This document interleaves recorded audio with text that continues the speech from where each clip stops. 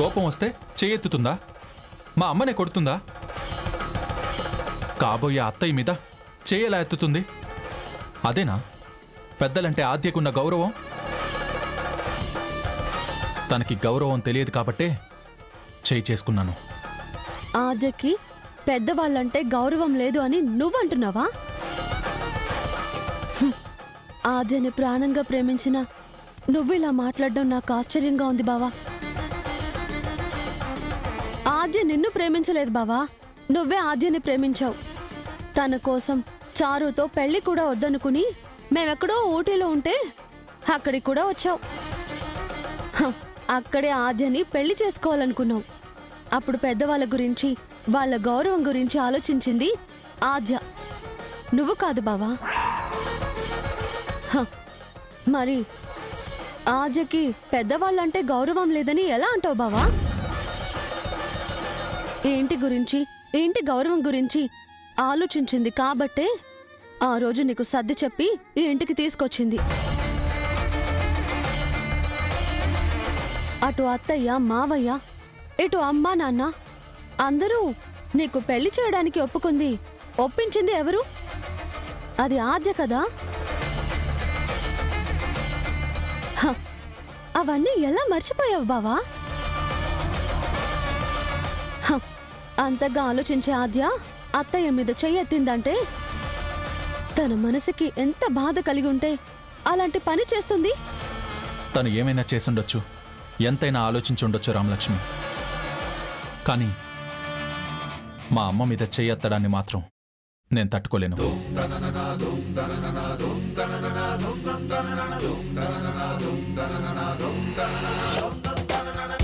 అమ్మ చేసింది తప్పో పొరపాటో నాకు తెలీదు. అందుకు అమ్మని కొడుతుందా? ఇప్పుడే ఇలా ఉంది అంటే రేపు పెళ్లి చేసుకున్నాక ఎలా ఉంటుందో అని భయమేస్తుంది. పెళ్లి కాకముందే కాబోయే అత్తగారి మీద చెయ్యెత్తడానికి ఆలోచించని ఆద్య పెళ్ళయ్యాక ఆలోచిస్తుందా? నాకు నమ్మకం పోయింది రామలక్ష్మి. మన పద్ధతులు వేరు, ఆద్య పెరిగిన వాతావరణం వేరు. మనకి అందరికీ నచ్చేలా బతకడం అలవాటు, తనకి నచ్చినట్టు బతకడం అలవాటు. అందుకే ఆద్య విషయంలో తొందరపడ్డం మంచిది కాదనిపిస్తుంది.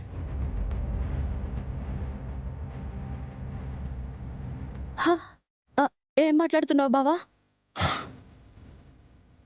ఆద్య నాకు ఈ ఇంటికి కరెక్ట్ కాదు రామలక్ష్మి.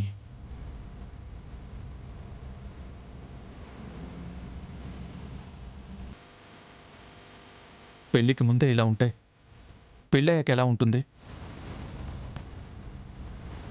నా ప్రేమ కోసం నా ఇంట్లో వాళ్ళని బాధ పెట్టలేను. ఈ ఇంటి పరువుని 10 మందిలో నవ్వుల పాలు చేయలేను.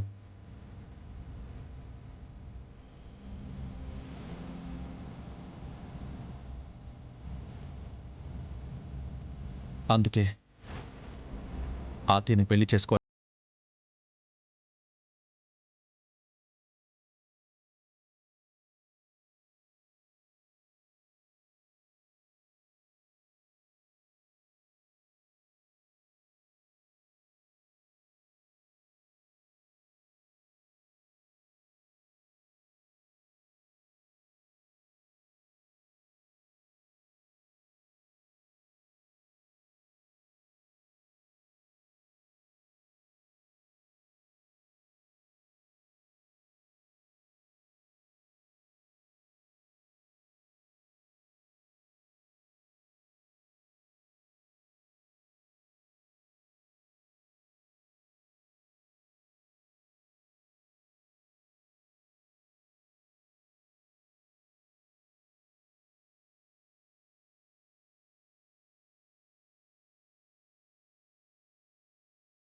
నువ్వు ఇలా మాట్లాడితే ఎలా బావా?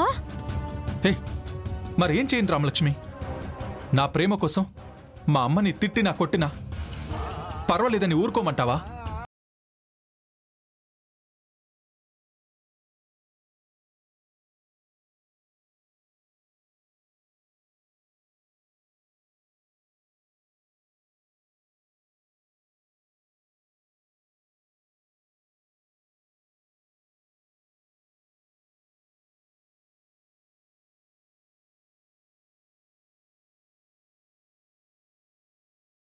ఆలోచించాల్సిన అవసరం లేదు. ఏంటి ఇంటి గురించి ఇంటి పరువు గురించి ఆలోచించలేదని నువ్వెలా అంటావు బావా? హ, అలా ఆలోచించని మనిషి అయితే ఆ రోజు నువ్వు పెళ్లి చేసుకుందావనగానే తల ఉంచుకుని తాళి కట్టించుకునేది. హ, ఈ ఇంటి పరువు గురించి నాకు సంబంధం లేదనుకునుంటే ఆ రోజు ఆర్జని మాట కాదు అని నిన్ను ఇంటికి తీసుకొచ్చేదే కాదు బావా.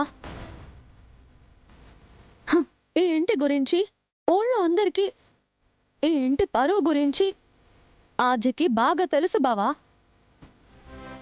గౌరవం పోయేంత తప్పు ఆర్జ ఎప్పటికీ చేయదు బావా. నాకు నమ్మకం లేదు. అంటే ఏంటి బావా? ప్రేమించడానికి పనికొచ్చిన ఆర్జ పెళ్లి చేసుకోవడానికి పనికి రావట్లేదా? చేయని తప్పుకి ఆర్జ గురించి తప్పుగా ఆలోచిస్తున్నావు బావా. నీ ఆలోచన మార్చుకో. తల్లి మీద ప్రేమ ఉండొచ్చు. హ, మనల్ని ప్రేమించే వాళ్ళ ప్రేమని అర్థం చేసుకోలేనంత ప్రేమ ఉండకూడదు బావా. వద్దు బావా. ఈ విషయం ఆర్జకి ఏమైనా తెలిస్తే తట్టుకోలేదు. ఈ చిన్న చిన్న గొడవలు వస్తూ ఉంటాయి, పోతూ ఉంటాయి. వాటి కోసం హ, మనం మనుషుల్ని పోగొట్టుకోకూడదు. హ, ఆద్య మంచిది బావా. హ, తనని బాధ పెట్టే ఆలోచన ఎప్పటికీ చేయొద్దు. హ, హ, దయచేసి ఈ పెళ్లి చేసుకో బావా. హ, పెళ్లి వద్దు అనే ఆలోచన ఆద్య కాదు బావా. హ, అమ్మ నాన్న కూడా తట్టుకోలేరు.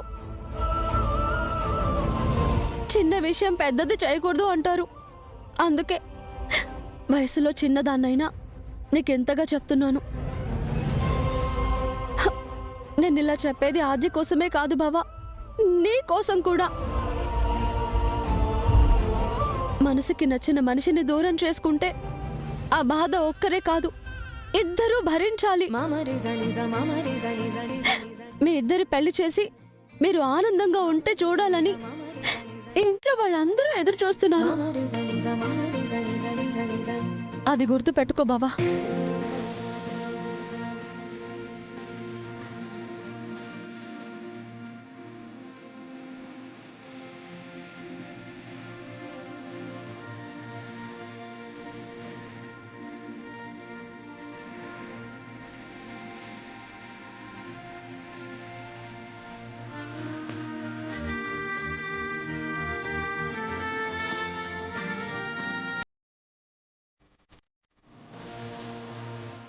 ఏ పెళ్లి జరగకూడదు అనుకుంటున్నానో ఆ పెళ్లి ముహూర్తానికే రెడీ కావాల్సి వస్తుంది. త్వరగా వీడు పెళ్లి చేసుకోను అని చెప్పేస్తే ఏ గోల ఉండదు. ఛీ! అబ్బబ్బబ్బా దొరకవే. అబ్బబ్బబ్బా టైం లేదు, దొరకవే. దొరికి చెప్తాను. ఏం చేస్తున్నారు? తెల్ల మీసం ఒకటి ఇందాక నుంచి దొరకట్లేదు పద్మం, దానికోసమే. ఇప్పుడు అది అంత అవసరమా మీకు? ఏమే, మీ ఆడవాళ్ళకి ఒంటి మీద నగలు లేకపోతే ఎంత బాధపడతారు? మా మగాళ్ళందరికీ మూతి మీద ఒక్క తెల్ల వెంట్రుకు వచ్చినా కూడా అంతే బాధపడతాం. మీరేమైనా బాలా కుమారుడు అనుకుంటున్నారా? ఆ, ఏమే, నీలాంటి బాలాకుమారి పక్కన నిలబడాలంటే నాకు మాత్రం తప్పదు కదా. చాలు చాలు.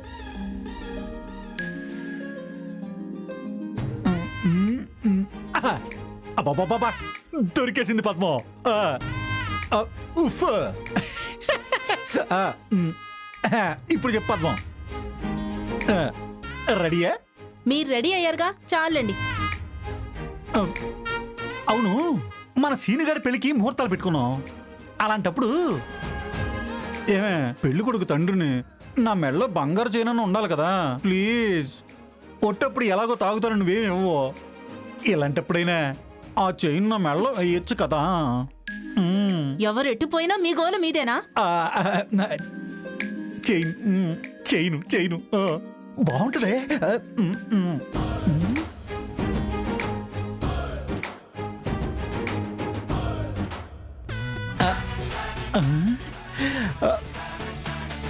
మెడలో వేసుకుంటే ఏం వస్తుంది, కడుపులో పోసుకుంటానికి పనికి వస్తుంది.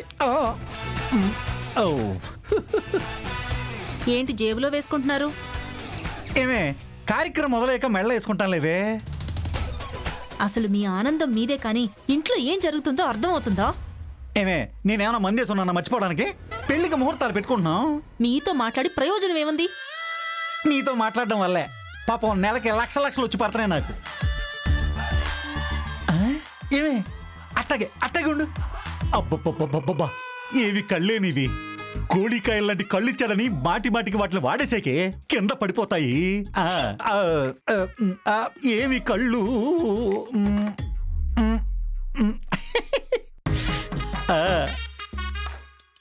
ఇది నాకు చైన్లా కనబడట్లేదు, బాటిల్లా కనబడుతుంది. ఆ.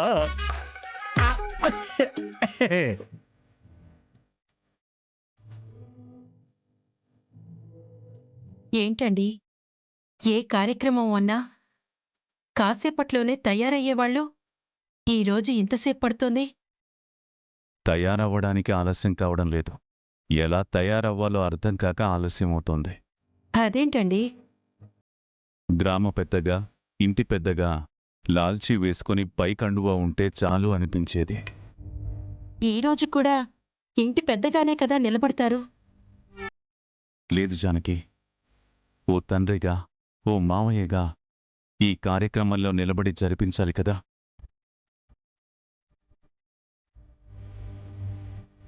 ఓ వైపు కూతురులా చూసుకుంటున్న ఆద్య, మరొక వైపు ఈ చేతులతో పెంచిన శ్రీను. ఇటు ఆడపెళ్లివారము మనమే, అటు మగ పెళ్లివారము మనమే. ఒక్కడిని ఇద్దరు వైపున నిలబడాలి కదా.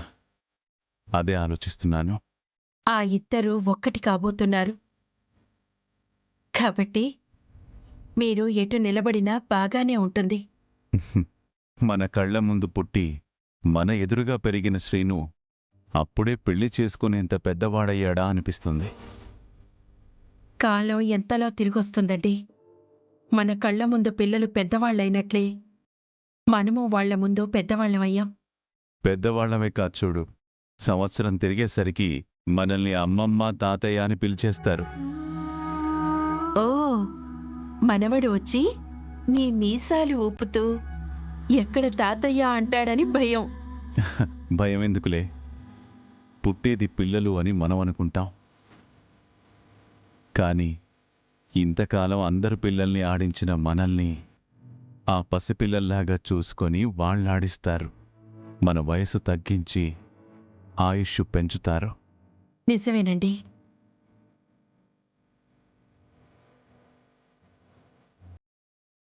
వదినా వదినా ఏంటొదినా ఏర్పాట్లన్నీ జరిగిపోతున్నాయి. సీను ఏమో నీకు మాట ఇచ్చాడు. వాడు మాట ఇచ్చాడు పార్వతి, కానీ అన్నయ్యతో చెప్పాలి కదా. ఆ మాట అక్కడ చెప్తే అప్పుడు పెళ్ళాగుతుంది. బావగారు బయటకొచ్చాక చెప్పాలంటే కుదరదు వదినా. సీను నేరుగా బావగారి గదిలోకి వెళ్ళి చెప్తే మంచిది. గదిలో అయితే చెప్పాలనుకున్నది మొత్తం చెప్పేయచ్చు. బయట చెప్పాలంటే అది జరగని పని కదా. అది నిజమే. వీడేడి? సీను, ఇట్రా.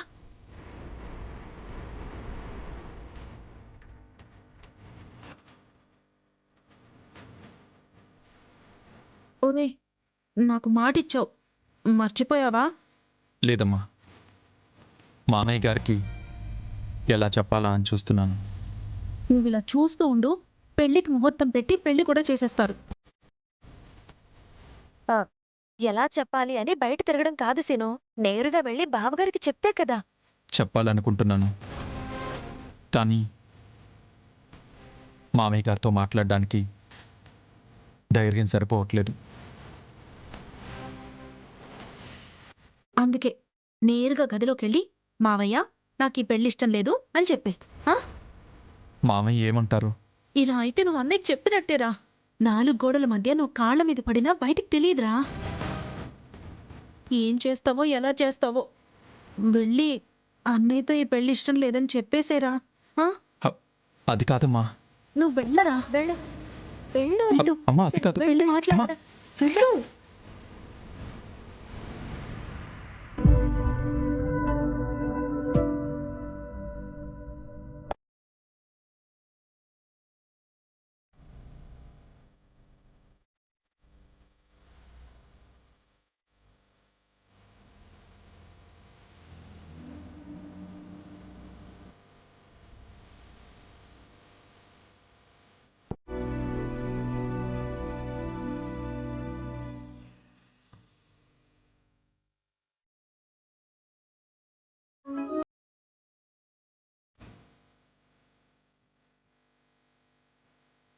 రా రా.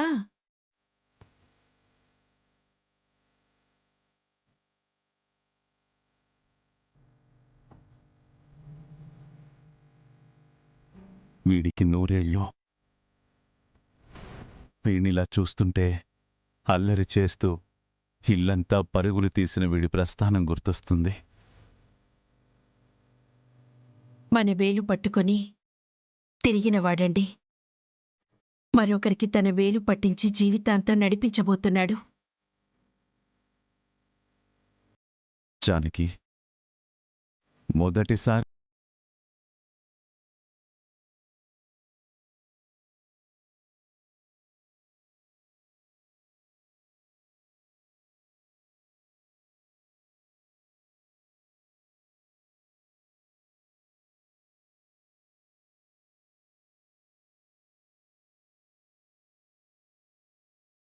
పడి ఉన్నప్పుడు చూశాం.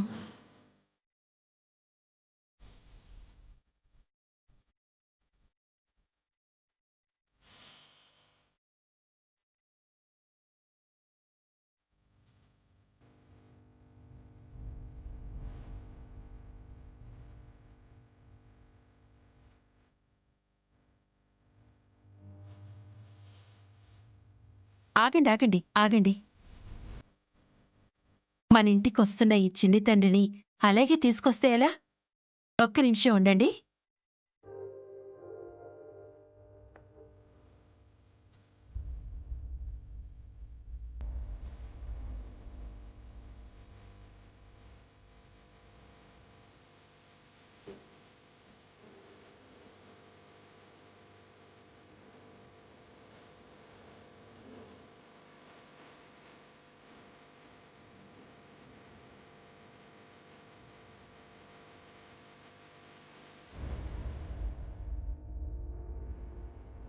ఇప్పుడు రండి. ఆగండి ఆగండి ఆగండి. కుడికాలం ముందు పెట్టు పద్మా. నువ్వు అడుగు పెడితే వాడు అడుగు పెట్టినట్టే. రామ్మా రండి రండి.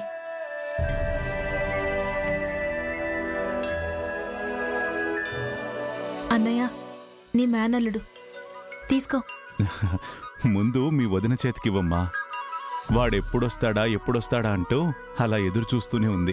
తీసుకో వదినా. రా రా రా రా.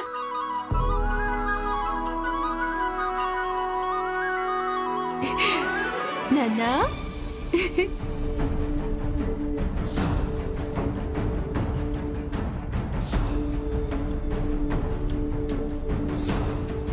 అయ్యో బుచ్చులు, ఏమండి వీడు నన్ను తాకాడండి.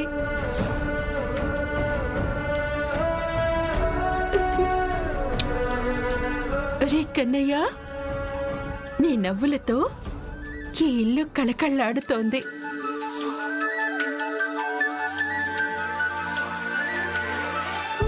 నీ కేరింతలతో ఈ ఇంట్లో సందడి సందడి మొదలవుతుంది.